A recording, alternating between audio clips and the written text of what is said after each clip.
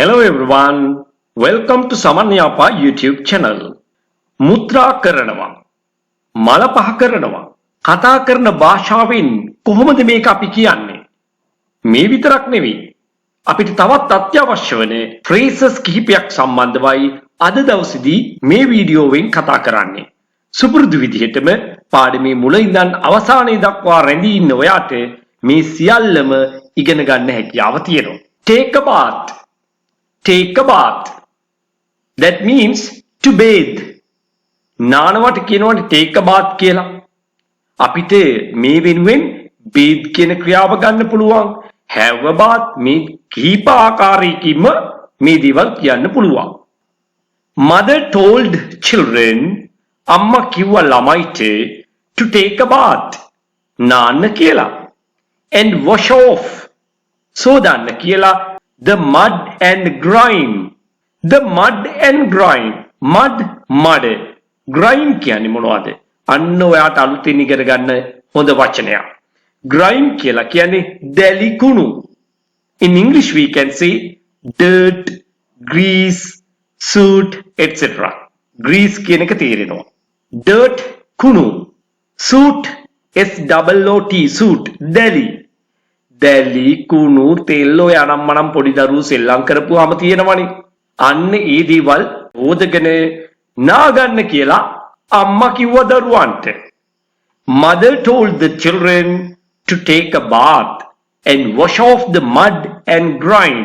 ඔයාට take a bath විතරක් නෙවෙයි grime කියන වචනයත් ඔන්න ඉගෙන ගන්න හැකියාව ලැබුණා. නමුත් ඔයා දන්නවද take a bath එකේ වෙන idiomatic idea එකකුත් තියෙනවා. That means to lose a large amount of money in an investment. To lose නැති කර ගන්නවා. A large amount of money. විශාල මුදලක්. In an investment. ආයෝජනයක් තුල. යම් ආයෝජනයක් කරලා යම් කෙනෙක් විශාල වශයෙන් මුදල් නැති කර ගන්නවා. අන්න ඒකට කියනවා අපි take a bath කියලා. නා ගන්නවා වගේ වැඩක් තමයි. එහෙම අනාගත්තහම අන්න ඒක ඉංග්‍රීසියෙන් කියන්න මෙන්න උදාහරණයක්. Shareholders කොටස්කරුවන් took a bath නාගත්තා නේද? When the company went bankrupt. මොකද්ද bankrupt කියන්නේ? බංකොලොත් වෙනවා. සමාගම බංකොලොත් වුණාට පස්සේ shareholdersලා එහෙම නැත්නම් කොටස්කරුවෝ took a bath නාගත්තද? ඇත්තටම විශාල මුදලක් අහිමි කරගත්තා කියන තේරුමයි මෙන්න මේ take a bath එකේ තියෙන තවත් තේරුමක්.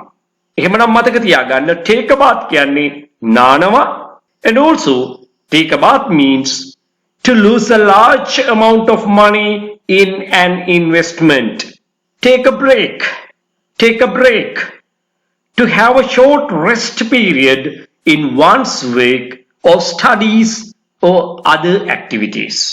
වැඩ කර ඉඳලා අධ්‍යාපන කටයුතු කරමින් ඉඳලා එහෙම නැත්නම් වෙනත් කටයුත්තක යෙදලා ඉඳලා කෙටි විවේකයක් ගන්නවා. අන්න ඒකට අපි කියනවා take a break. Take a break and start again. Take a break and start again. පොඩි විවේකයක් කරන් නැවත පටන් ගන්න. She took a break from studying to eat a snack. She took a break. ඇය විවේකයක් ගත්තා. කෙටි විවේකයක් ගත්තා. From studying. ඉගෙන ගනිමින් ඉන්නකොට චූටි විවේකයක් ගන්නවා. මොකටද? To eat a snack. To eat a snack. A light meal. Snack means a light meal.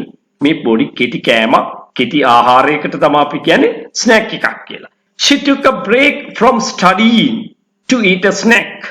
Take a look. Take a look.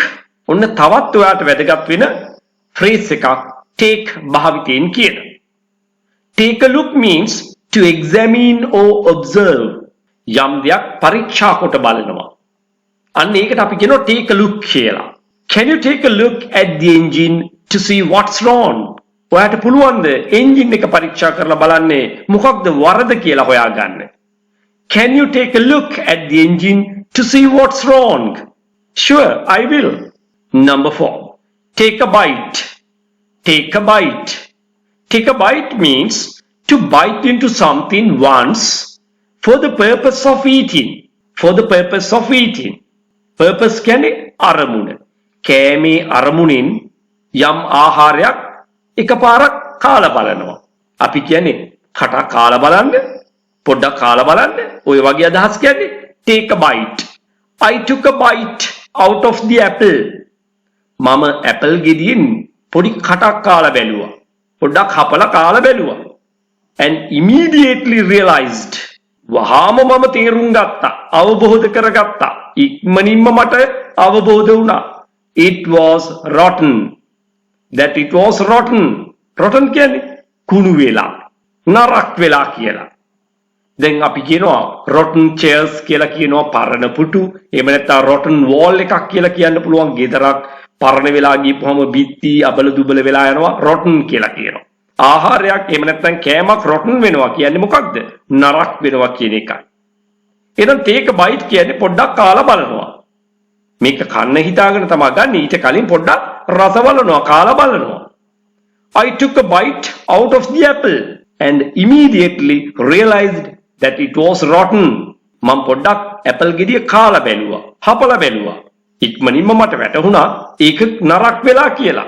ඔන්න තව කෙනෙක් කියනවා මේ පොඩ්ඩක් කාලා බලන්න, කටක් කාලා බලන්න. අඹ ගෙඩියක් එහෙම දීලා යාළුවෙකුට කියනවා ඔය පොඩ්ඩක් කාලා බලන්න. Take a bite. Take a bite. තවත් උදාහරණයක් ගත්තොත් take a bite and see whether it's good. Take a bite and see whether it is good. කටක් කාලා බලන්න ඒක හොඳයිද කියලා. Take a nap. Take a nap. That means to sleep briefly. To sleep briefly. Especially during the daytime. දිවා කාලේදී අපි සාමාන්‍යයෙන් පොඩි නිින්දක් දාන්නේ, කෙටි නිින්දක් දාන්නේ. අන්න ඒකට කියනවා nap. You must be tired. ඔයාට අනිවාර්යෙන් මහන්සි ඇති. You'd better take a nap. ඔයා කෙටි නිින්දක් ගන්නවා නම් වඩාත් හොඳයි. මම මේ ටිකක් නිදා ගන්න හැදුවේ. ඒක අපි කියන්නේ කොහොමද? I was about to take a nap. I was about to take a nap. මම පොඩි නිින්දක් දාන්නයි හැදුවේ. Take a risk. To do something risky. Risk කියන්නේ අවදානම.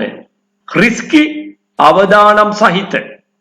එහෙනම් අවදානමක් බාර ගන්නවට කියනවා අපි take a risk කියලා. අවදානමක් ගන්නවා. I am not ready to take a risk. I am not ready to take a risk. මම අවදානමක් ගන්න සූදානම් නැහැ. මම අවදානමක් ගන්න සූදානම් නැහැ. I am not ready to take a risk. Why should I take a risk? Why should I take a risk? මොකටද මම අවදානමක් ගන්නෙ? තව කෙනෙක් අහනවා Are you willing to take a risk? ඔයා කැමැත්තෙන් ගන්නවද අවදානමක්? ඔයා අවදානමක් ගන්න කැමතිද?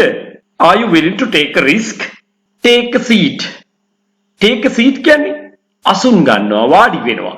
To sit down. To sit. Hey, why are you standing? Take a seat. Why are you standing? Take a seat. ඇයි ඔයා හිටගෙන ඉන්නේ? අසුන් ගන්න. වාඩි වෙන්න. ඉතින් මේක ඇතැම්ම අය කියනවා take a seat කියලා. අන්න ඒ උච්චාරණේ වැරදි.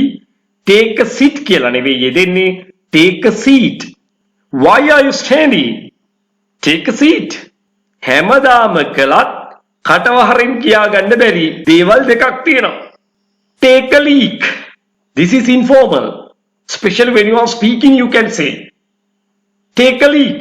That means to urinate. මුත්‍රා කරනවා. කටවහරින් කියනවා නම් චූ කරනවා. Take a leak. උන කෙනෙක් කියනවා කටවහරින් ඔය යාළු එකතු වෙලා කියනවා I want to take a leak. I want to take a leak. Or else you can say I wanna. Want to in short can be said as wanna. Wanna කියන්නේ UK English වලින් wanna.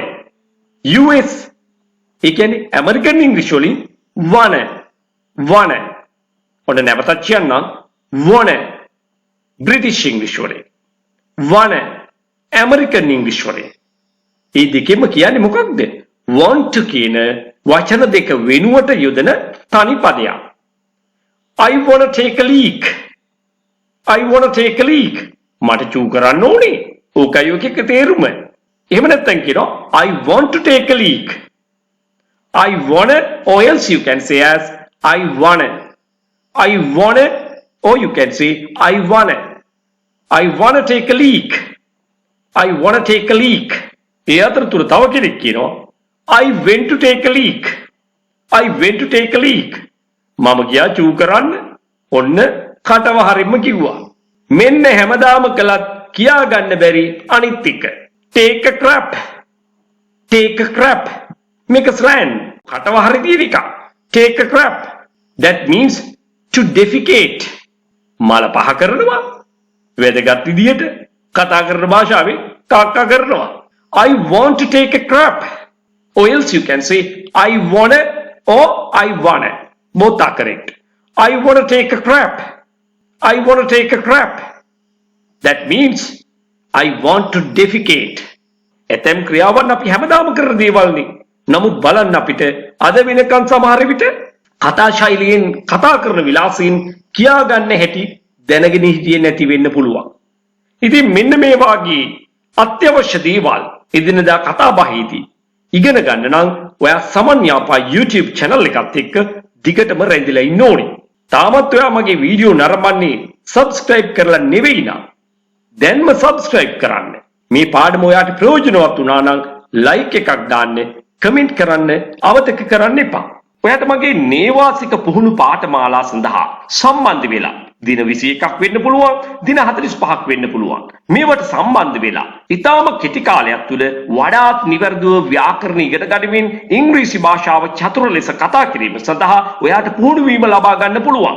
විදේශගත වෙන්න බලාපොරොත්තු වෙමින් ඉන්න ඔයාට, රැකියාව බලාපොරොත්තු වෙමින් ඉන්න ඔයාට, එහෙම නැත්නම් විවිධ වෘත්තීන් වල නියැලීලා ඉන්න ඔයාට ඊටාමත්ම වටිනවා. මොකද කෙටිම කාලයක් තුළ ගොඩාක් දේවල් ඉගෙන ගන්න හැකියාව ලැබෙනවා, පුහුණු වෙන්න හැකියාව ලැබෙනවා. ඒ නිසාම භාෂාව ඉගෙනගෙන හොඳ ප්‍රවීණත්වයකින් යුතුව කතා කිරීමේ හැකියාව ලැබෙනවා. එහෙම සහභාගී වෙන්නම බැරි අය සඳහා විශේෂයෙන්ම විදේශගත වෙලා දැනටමත් සේවය කරන අය ඔන්ලයින් ක්ලාසස් සඳහා විමසීම් කරන්න පුළුවන්. ඒ වගේම පාසල් යන දුවලා පුතාලටත් ඔන්ලයින් ක්ලාසස් එහෙම නැත්නම් දැනටමත් රැකියාවල නියැලීලා ඉන්න අයට මේ වගේ ෆිසිකල් ක්ලාසස් වලට සම්බන්ධ වෙන්න බැරි නම් අන්න ඒ අයට ඔන්ලයින් ක්ලාසස් සඳහා විමසීම් කරන්න පුළුවන්. ඔයාට අවශ්‍ය කරන සියලු දේ WhatsApp මගින් 071 දැන්ම යොමු කරන්න. ඒ වගේම ඔයා තාමත් මගේ channel එක නරඹන්නේ subscribe කරලා නෙවෙයි නම් channel එක subscribe කරලා තියාගන්න. එතකොට ඔයාට මේ වගේ වටිනා පාඩම් රැසක් ඉගෙන ගැනීමේ හැකියාව තියෙනවා. ඒත් එක්කම ඔයාට තාමත් මගේ වීඩියෝ සියල්ලම නරඹන්න බැරි වුණා නම් ඔයාට ඉඩ පහසුවේ විවේකයේ ලැබෙන වෙලාවට අනිවාර්යයෙන්ම channel එකේ තියෙන ඒ වීඩියෝ නරඹන්නත් අමතක කරන්න එපා. හේතුව ඔයාට thumbnail එකේ පෙන්වන දේට වැඩිය ගොඩාක් ඇතුලෙන් ඉගෙන ගන්න තියෙනවා. So thank you everyone.